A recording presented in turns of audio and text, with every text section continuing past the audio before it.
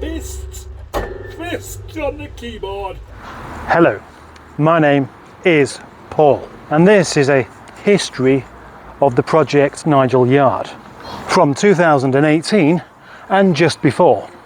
In fact, a long way before. There was a time when I lived just up there, and in the evenings when I was supposed to be going to sleep, I could hear activity going on down Kiln Lane, boy racers in their Triumph Heralds making all sorts of wonderful and fantastic noises. And then there was the other time when I used to work in Salford, and I'd drive up Kiln Lane every single day on my way home, and I'd see people knocking about outside the garage, and I thought, that looks like a really fun place to be. Little did I know, long before any of that nonsense, before I was even born, this land was obviously here, as was the town. But what it was then, I'm not entirely sure. All I do know is that the landlord bought this patch of land for very, very little. And it used to be just covered in trees. And that building over there was some sort of woodwork place. And now it's not. There's lots of information about this yard that I haven't got to tell you. So I'm going to skip all that and tell you about why I am here, how I got here, what I'm doing here, and what's next, if I can figure that bit out. A few years ago, I suddenly had this dream of giving up my job as an HGV driver and messing around with cars instead. Buying cheap cars, fixing them, or selling their parts. And I bought myself a recovery truck. Not this one though, no, this one. This Iveco Daily long wheelbase twin cab 2.8 recovery truck. Old, isn't it? But more than that, it was too heavy. But I didn't realise this. In fact, I had no clue what I was doing, I guess, because I bought a truck that weighed 2.7 tonne before I even had a car in the back. Anyway, before I truly understood the issue with this particular Iveco truck, by chance, I happened to buy a car from some chaps who were mechanics in this very yard. I turned up in my 27-foot long truck and came down here where it was absolutely full of cars. I mean completely full. And just over there was a Vauxhall Astra that I was buying. And then soon I had a phone call about a Land Rover Freelander that they had here as well, tucked away right at the back. And I came down for that. And whilst I was here, I got news that they were going and they needed somebody else in here. I soon found myself in conversation with the landlord, who was sick to death of mechanics, and he wasn't really that keen on me moving in. But the chap who also cohabits this place talked him into it. He said that I was sound. He said that I'm organised. Little did he know, he said lots and lots of nice things about me, and that was a very, very big favour that I didn't even ask for. And so a contract began where I was to take on this bit of land down here. Not this, no, actually just this. Well, almost, there was this as well. And inside this lockup, which was now mine, where I had to watch my head, and I still do, there was nothing except for a Fiat Cinquecento, a pink one in the corner just over there, that needed to be pulled out. They basically said I could have anything that was in here, so I sold it. And then I set up this as somewhere to possibly fix cars. But as you can imagine, with this low beam here like that, well, I was a little bit, well, it never really happened. But what did happen though, is if you look down there, you can see wood. And that's because here is a pit. Yeah, couldn't believe my luck. Down there, a nice big pit. That's 6 foot long, actually longer than 6 foot, but 8 foot long for working in. I thought I could bring my cars in, I can work underneath. The only trouble is, well, 2 problems actually it turned out. The first one is that it was filled in with rubble. So it took me a whole day to get rid of all of that rubble. And I thought I can use it then. But I never did. In fact, I've never ever used the pit as a pit. It's just got some wheels in there. If you consider where the pit is and the access, and it's only just wide enough to get a car through there, it was going to be very, very awkward working underneath it. And with very bad lighting in here as well, that was never going to help. So I just did my work outside. This just became somewhere to store my car. I had a Rover Coupe. Keen though to make the most of the space I did have all this as well. And all of this space down here, enough to park, well, 3 cars essentially, I was making use of straight away. Again, there was lots and lots of clearing up to do. And I decided I could use this area for putting bumpers. And now I wish I hadn't, because there's all sorts of stuff up there I just want to get rid of. Yep, that's true. The really big discovery though was this concrete floor, because when I first came here it was just mud. And so I spent a whole day digging this out. And I mean a whole day, because it was mud of about 3 inches thick all the way along. So what was that? About 25 feet of 3-inch mud. That took some digging, that did. But that was basically it. That was my workspace. These cars here, it was never really part of the agreement that I could park here. But then I did, and he never complained, so I carried on. This is the part of Project Nigel that most people are familiar with though. This area here, my work area. And I didn't start off with this. In fact, I've only got this because the chap who has next door didn't want it. And he was renting this and this at the same time. So I paid for this bit and he paid for that bit. And suddenly, a much better working area. And a better working area it is. Because although it's not quite as big on floor space, it's much better for headroom. I can walk in here without any fear of clouting my bonds and knocking myself unconscious. You've got to admit that's a plus point. When I first moved into this area as well, I decided that my Rover Coupe should live in here too. So it stayed in that corner, pushed right up into the corner where it was a little bit out of the way, and there's plenty of room still in here to work. Well, there was a bit of room in here to work. At the time, I used to bring a flask of tea with me to work every day. I didn't have a kettle, I didn't have a cup here. Well, I did. I had my flask cup. And what else I didn't have was a fridge. And although I did have electricity, I wasn't really using it. Along with the space in here to park a car, with not much else once you've done it, was the space outside, which is there and there, which is enough to park 2 cars realistically. And then I decided that over there I should be able to park another car, and I have done ever since. I set up a Facebook page, I was using eBay, all sorts of things like this, and one of the first proper useful tools I bought was the engine crane. Dr. Crane. Yeah, that mysterious rusty orange thing in the yard that looks like such a cool yard ornament. Just, it's so cool. It's useful as well, but it's not a very good car though. When I bought that crane, I was still in that bottom lockup and it would barely fit inside there. And I knew that I was going to have a problem actually using it if I couldn't extend the arm up. And that's when soon afterwards I got offered this other lockup at the top. To start with, the crane lived indoors, but after a while I thought, it's like a dog, it just likes to be outside. It's like me. So it sits outside all year round, enjoying the weather. Having properly moved in work up at the top here, the bottom part became merely stores, which made sense because the only reason for going in there would be to collect something. Not trying to work with a metal beam at that level, not a very good idea. I then bought myself a Vauxhall Movano.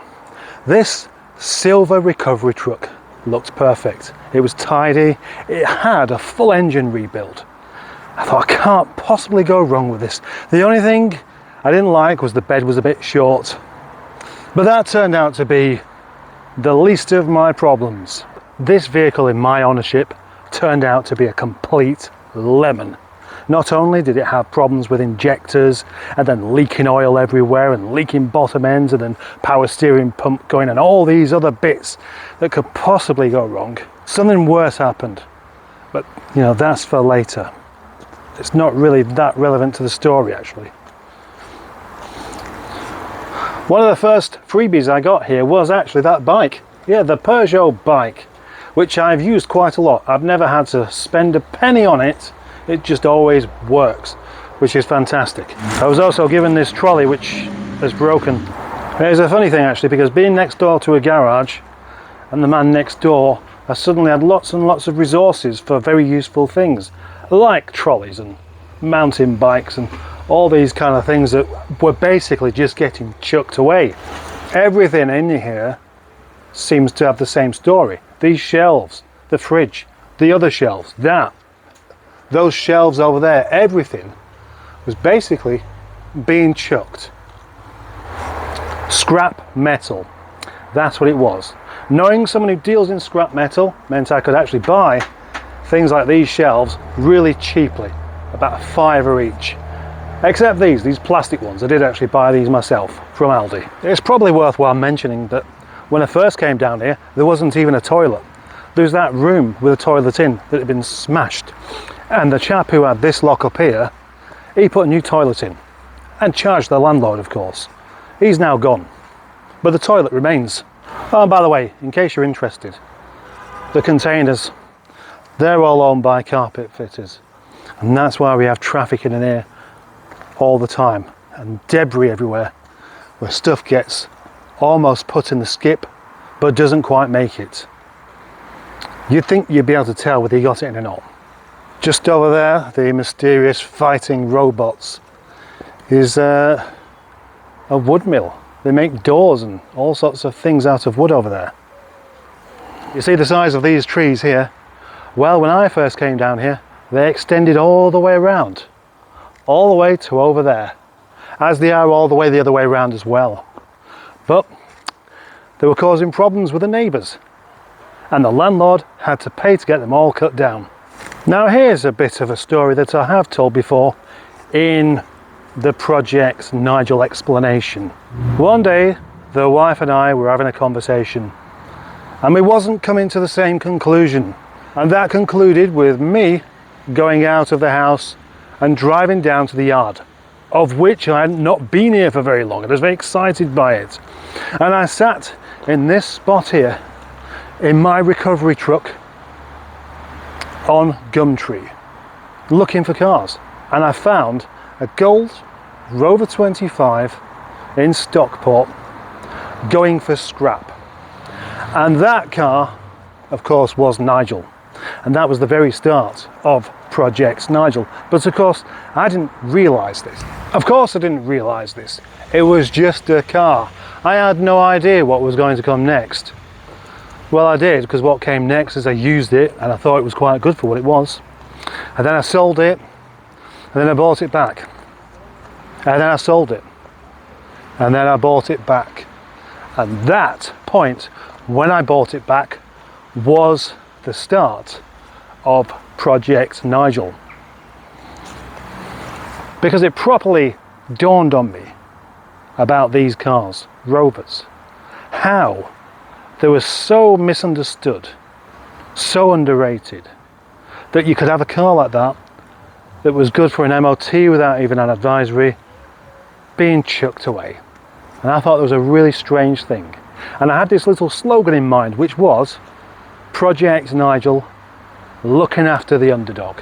And suddenly I became a zealous advocate of Rover, MG Rover in fact, but more Rover.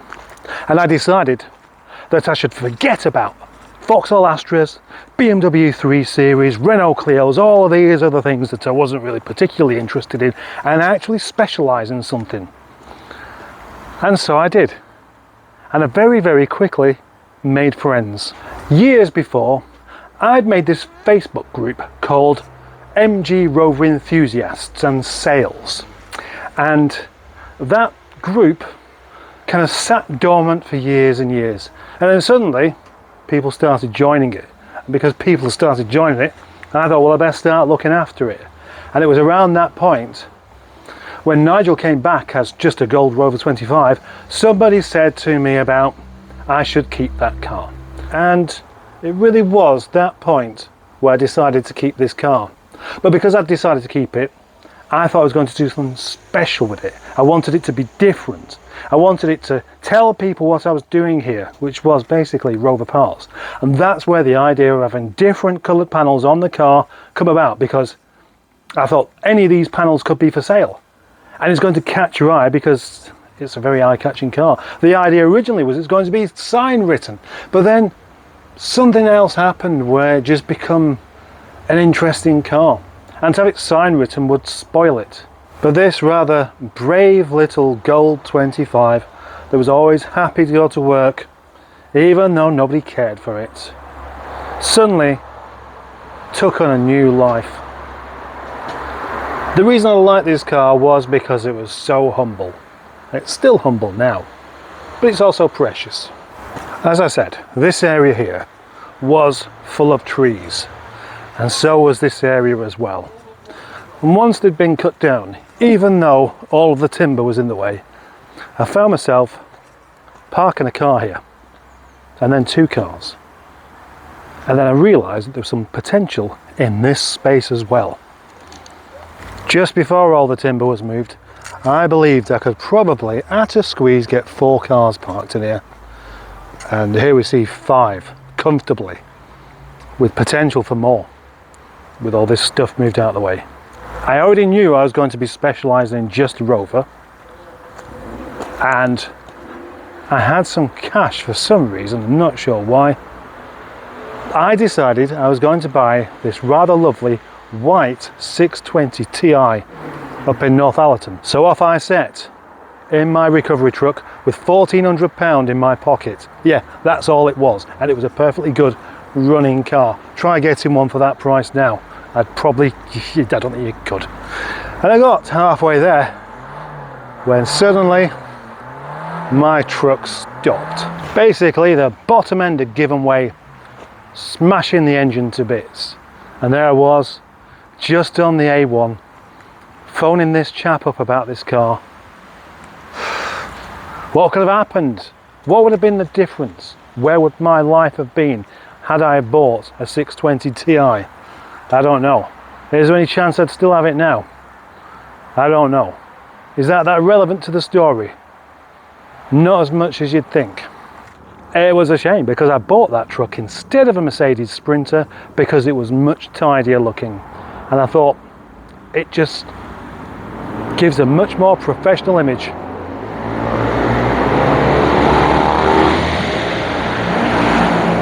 Can be quite noisy here at times. I am now making my 3rd cup of tea whilst just recording this video. And there we go. Tea is a very important part of my working day. In fact, if I didn't have tea, I'd probably get more work done. With the money saved by not buying a Rover 620 Ti that I really wanted, and the money from my old recovery truck, I straight away went on the lookout for another recovery truck. And I went all over. I found a smiley face Transit, which I thought would be quite a good thing, but the whole bodywork looked like some sort of patchwork quilt. I was very, very keen on buying a Mercedes 308. That's the small Mercedes before the Sprinter, the one that looks a bit like Kevin Bacon. And I didn't buy that because it turned out to be not really wide enough and not long enough. So I spent a good few days just looking around for another truck, and eventually I found this one, known as Transit Face, although not at the time, on the very street that I spent many of my teenage years. That's a curious coincidence, isn't it? And here we have Transit Face, which, although I never really have a great deal of good things to say about it, it has given me way over 2 years of service without really any problems. It's carried an awful lot of Rovers on the back so far. Dealing in just Rovers meant that people started to know me. I found myself with friends, Rover friends. They just started popping up. As soon as I could supply some parts, and I was friendly enough to not rip them off. Seriously, it's a very, very strange thing. I've spent my whole life being introverted and with few friends, not needing lots of friends, to suddenly having people all around me. And it's fantastic. It really is. One of the reasons as well for dealing solely with Rover is the people.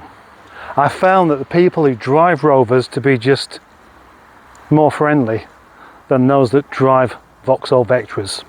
My story here has been very much one of those things where I can pinpoint certain days very, very specifically as to something very big changing, something very significant. But none more significant than probably this one. I had a message from a man called Jonathan, who came down here with his very enthusiastic son. He is called Jake. And on the second meeting of these lovely people, Jake said to me, "You should open up your own YouTube channel." And that's basically where Nigel started. The rest, as they say, is history. And I've been here every day ever since.